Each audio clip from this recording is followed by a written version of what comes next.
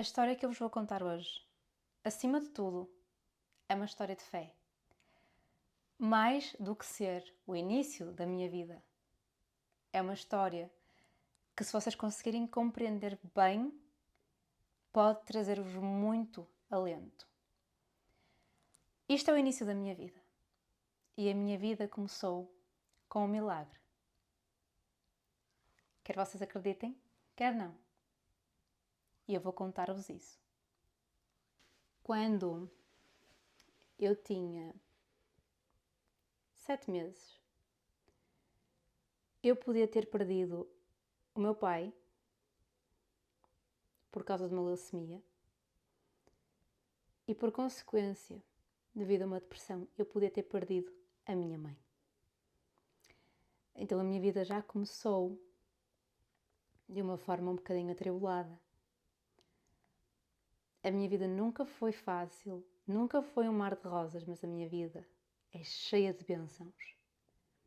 E esta é a primeira.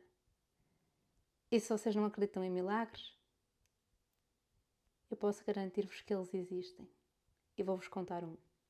Vou-vos contar um que é possivelmente o mais bonito a que eu já assisti na minha vida.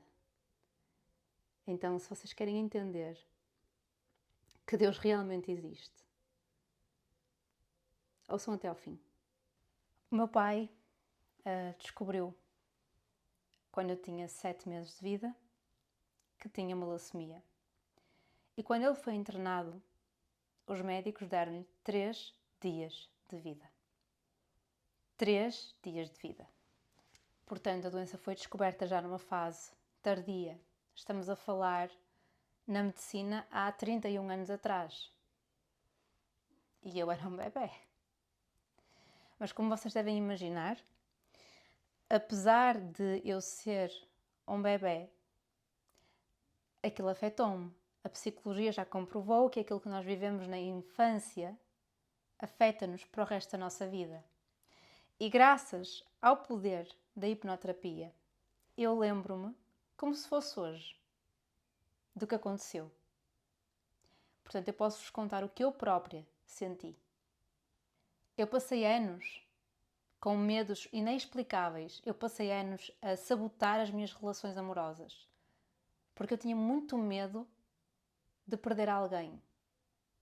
E eu entendi que eu tinha medo de perder o meu marido da forma que eu podia ter perdido o meu pai. Da forma que a minha mãe podia ter perdido o marido dela. Mas esse não é o ponto mais importante da história. O meu pai descobriu que tinha uma leucemia já numa fase tardia e foi internado. E como eu já disse, os médicos davam-lhe 3 dias de vida. Já passaram quase 32 anos e o meu pai está vivo e completamente bem de saúde. E como é que isto aconteceu? Como é que um homem que foi internado às portas da morte está aqui e está bem de saúde? E é aqui que eu vos digo que a fé move montanhas. A fé move montanhas. E temos aqui várias personagens, e eu vou-vos contar as várias personagens que temos aqui. Temos o meu pai, que, apesar de estar com uma doença terminal, ele dizia que não queria morrer, porque tinha uma filha para criar e tinha uma filha que precisava dele. Que neste caso sou eu. Ao lado do meu pai, na enfermaria, estava um rapaz mais jovem, que não estava num estado tão grave. Ia fazer um transplante. No entanto, ele não tinha assim nada a que se agarrar. E a atitude dele perante a doença foi desanimar, foi ficar triste. Pelo contrário, o meu pai tinha alguma coisa muito forte a que se agarrar. E ele dizia à minha mãe: eu estou curado, eu estou curado. Apesar de que aquilo parecia uma loucura, como é que ele podia estar curado, não é? Esse jovem não sobreviveu. O meu pai sim. Entendam que a fé move montanhas. Entendam que a fé e a força para viver. E as nossas crenças mudam tudo. Tudo. A minha mãe foi uma guerreira, porque ela tinha uma filha com 7 meses e ia perder o marido e o amor da vida dela. Mas ela não parou de lutar, mas sofreu muito, ao ponto em que lhe disseram que se ela continuasse naquele registro, eu ia ficar órfã dos dois. Portanto, ela entrou numa depressão em que ela já estava tão mal que ela própria podia morrer. Portanto, nisto eu sou deixada com a minha avó materna e eu lembro-me perfeitamente de ser um bebé, portanto eu não conseguia expressar-me verbalmente, mas sentir o abandono. Quando a minha mãe me deixava em casa da minha avó materna, porque tinha que ir para o hospital ter com o meu pai, e eu queria ir, mas eu não podia. E eu berrava. Eu queria ir. Eu queria que me entendessem. Claro que eles não tinham como me entender, mas eu confirmei quando eu tive esta memória, que foi numa sessão de hipnose. Eu confirmei se realmente eu chorava muito, mas desalmadamente. E até sem explicação, quando a minha mãe estava no hospital com o meu pai. E a minha avó realmente disse-me que sim. E eu lembro-me da sensação de abandono, da sensação de poder perder os meus pais, da sensação de querer estar com o meu pai, mas não poder. Eu lembro-me disto. Isto pode servir como um sinal de alerta, porque muitos de nós têm problemas e não fazemos ideia de onde é que eles vêm. E estão lá atrás, não é? Estão lá atrás, na nossa infância, numa idade em que é praticamente impossível nós lembrarmos. Eu lembro-me porque fiz hipnose, mas se não fosse isso eu até hoje não sabia a causa de um dos meus maiores traumas, porque este é um dos meus maiores traumas. Eu sou um ser humano, eu simplesmente escolhi que as minhas dores se tornassem lições que vos podem ajudar. E esta é uma história tão forte. Reparem, é uma criança de 7 meses que vai perder os pais. Há um homem com uma filha com 7 meses que está a morrer, que tem 3 dias de vida supostamente, mas que não perdeu a fé. Não perdeu a fé, ainda que os médicos lhe dissessem que ele tinha 3 dias de vida. Temos uma avó materna que toma conta da criança o melhor que ela pode. E temos uma esposa e uma mãe de uma criança de 7 meses que vai perder o marido, o amor da vida dela. No entanto, nada disto aconteceu. Ou seja, ninguém perdeu ninguém. E isto sim foi um milagre. E a primeira prova de que isto foi um milagre é que quando eu tinha 8 meses, para começar, aos 8 meses, as crianças não falam normalmente. Eu não só falei, como fiz uma oração. Pode ter sido uma oração muito simples, mas eu voltei-me para uma estátua de Jesus que tinha em casa da minha avó materna e fiz o gesto e disse Jesus dá papá. Não disse Jesus, disse bubus, que eu não conseguia dizer Jesus. Mas disse. Como é que querem explicar que uma criança com 8 meses, além de falar, reze? Uma criança de 8 meses não tem percepção, supostamente, do que é o divino. Vocês podem dizer, foi por imitação do que fez a tua avó fazer. Eu tinha 8 meses. E vou dizer-vos uma coisa. Desacreditar isto não faz de mim louca. Faz de vocês pessoas de pouca fé. Para mim, esta é a primeira prova de que a recuperação do meu pai foi um milagre. A segunda prova relacionada comigo é que o meu pai teve permissão para vir a casa quando eu tinha 1 ano, quando eu fiz o meu aniversário de 1 ano, porque achavam que era a despedida dele, da filha. E ele tinha muito medo que eu ouvisse, porque por causa da quimioterapia, ele estava desfigurado, não é? Não tinha cabelo, não tinha sobrancelhas, pronto. Quem sabe como é que uma pessoa com quimio fica, sabe do que é que eu estou a falar. E eu não via o meu pai há algum tempo, além de que eu era uma criança de 1 ano. Então ele achava que eu ia ficar assustada, ele achava que eu ia vê-lo e ia fugir. E quando meu pai entrou em casa, eu corri na direção dele e saltei para o colo dele. E abracei-me a ele, porque eu sabia que aquele era o meu pai. E aquela despedida não foi uma despedida. Aquela suposta despedida foi a força motriz que lhe deu ainda mais vitalidade para ele conseguir vencer a doença.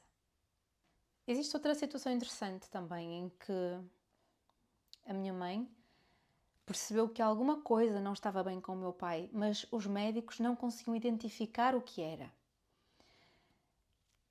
Na altura não se percebeu imediatamente, mas era um problema a nível pulmonar. E havia outro doente na cama ao lado do meu pai, que era um senhor já com alguma idade. E a minha mãe pediu a esse senhor que, por favor, tocasse a campainha e chamasse os médicos, caso visse que havia alguma coisa de errada com o meu pai. E assim foi. O meu pai descompensou. Podia ter morrido. Mas aquele homem salvou a vida do meu pai. Aquele homem não sobreviveu à doença, mas eu estou-lhe eternamente grata, porque ele salvou a vida do meu pai. Se ele não tivesse chamado ninguém, ele não estava cá. Se a minha mãe não tivesse tido a intuição de que alguma coisa não estava bem e não lhe tivesse pedido, meu pai não estava cá. Eu sou mais louca por acreditar em milagres. Ou seria louca se não acreditasse neles? Claro que eu vou acreditar que os milagres existem. Claro que eu vou acreditar que Deus existe. E claro que eu vou acreditar que o meu mestre é Jesus. Mesmo que eu diga que a minha religião não é a católica, porque não é, o meu mestre é Jesus. E já era quando eu tinha 8 meses.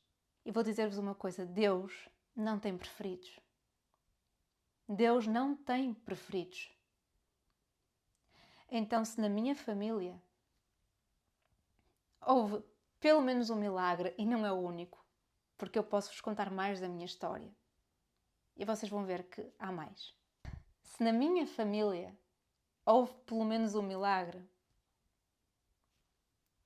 por que é que não pode haver na vossa? É uma questão de fé. É uma questão de acolherem Deus na vossa vida. É uma questão de terem força para viver. E quando eu falo em cocriação, em manifestação, vocês querem uma cocriação, uma manifestação maior do que conseguir cocriar a vida em alguém que está prestes a morrer. Mas esse alguém que estava prestes a morrer, ele dizia, eu estou curado. Ele parecia louco. Mas ele era um homem de fé. Ele é um homem de fé. É por isso que ele está cá.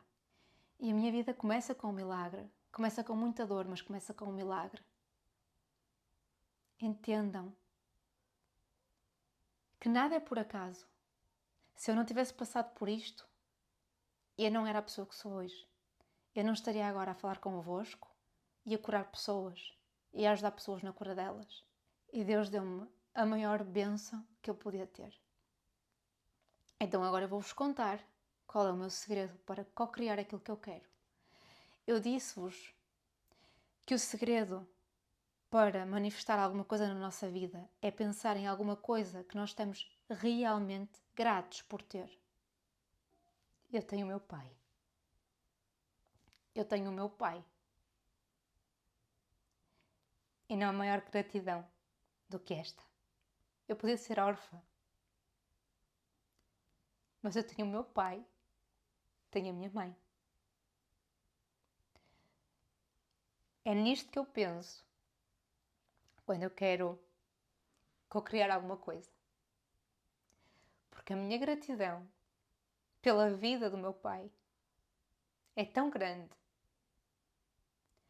que eu consigo criar qualquer coisa que eu peça com um sentimento de gratidão que eu tenho. E eu aceito perfeitamente quem não acredita na parte espiritual. Mas pensem, será que vale a pena não acreditar?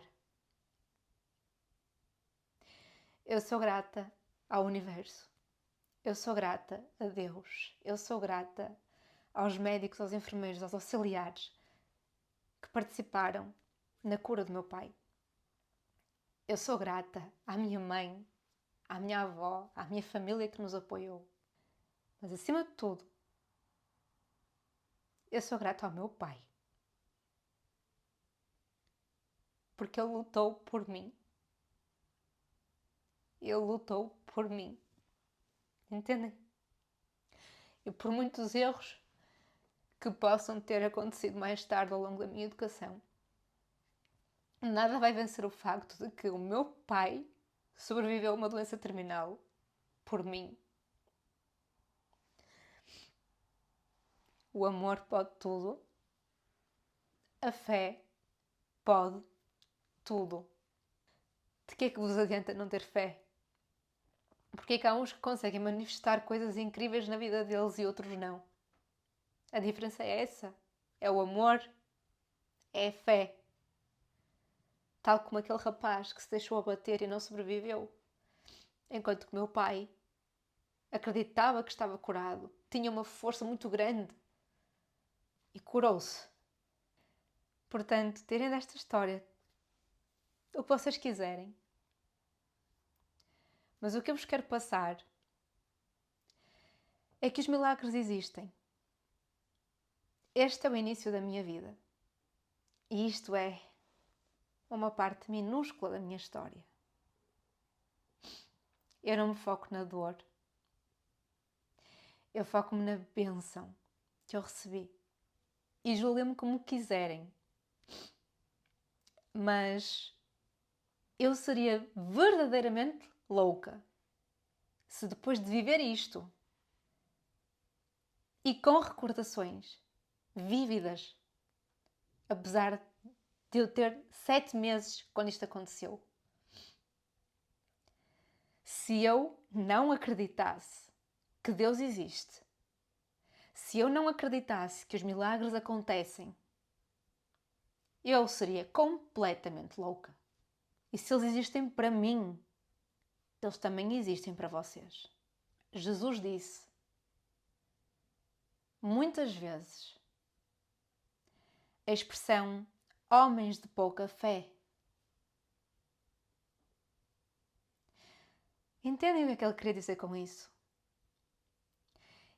Ele disse que se nós tivéssemos fé do tamanho de um grão de areia ou um grão de mostarda, depende da tradução da Bíblia que vocês vão ler, nós dizíamos uma montanha, vai daqui para ali e ela ia. E chama-nos homens de pouca fé porque nós não acreditamos que conseguimos fazer coisas simples como pagar contas ao final do mês. O meu pai venceu uma doença terminal porque acreditou que se ia curar. A minha mãe ajudou a vencer essa doença terminal porque acreditou que ele se ia curar. E eu era um bebê e acreditei. E pedi a Jesus para que me devolvesse o meu pai. Então deixem de ser homens de pouca fé. Há muita gente à espera que Jesus volte e ele já voltou. Ele volta cada vez que um de nós compreende os ensinamentos dele e faz aquilo que ele nos pediu. Ele volta através de nós. Ele volta através das nossas crenças. Ele volta através das nossas atitudes. Ele está constantemente a voltar. Então pensem nisso. Pensem nisso. E parem de achar que a vossa vida é uma miséria quando realmente não é.